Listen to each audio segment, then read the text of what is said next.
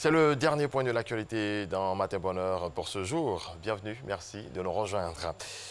C'est le débat le plus européen de la campagne. Hier, les candidats à la présidence de la Commission européenne pour remplacer Jean-Claude Juncker ont échangé sur leur vision de l'Europe dans l'hémicycle du Parlement européen à Bruxelles, dans une émission télévisée diffusée en direct sur la chaîne France Info.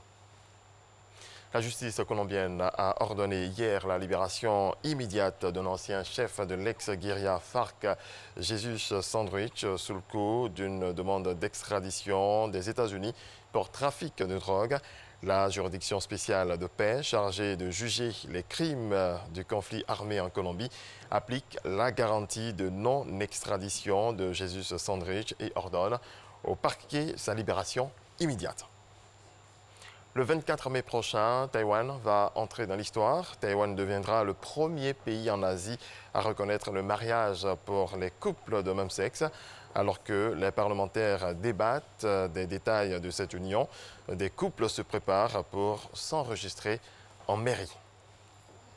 Le pape François a offert hier un long tour en papamobile sur la place Saint-Pierre à 8 enfants migrants récemment arrivés en Italie, originaires de Syrie, du Nigeria ou encore du Congo. Ils ont accompagné le souverain pontife dans son tour de la place Saint-Pierre pour saluer les fidèles.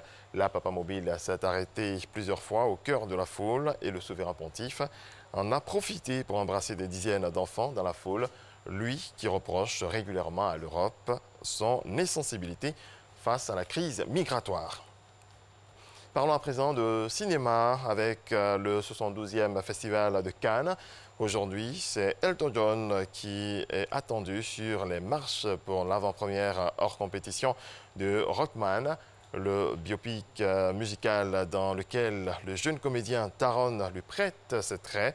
Le chanteur britannique en pleine tournée d'adieu profitera peut-être pour interpréter l'un de ses tubes sur les marches. Côté compétition, on découvrira Sorry We Missing You, le nouveau film de Ken Loach, l'histoire d'une famille surendettée dans l'Angleterre de Theresa May, mais aussi Atlantique de la franco-sénégalaise Mati Diop, première réalisatrice noire de l'histoire du cinéma en lice pour la Palme d'Or. Voilà qui marque la fin de ce point de l'actualité. J'aurai beaucoup de plaisir à vous retrouver lundi, Dieu voulant.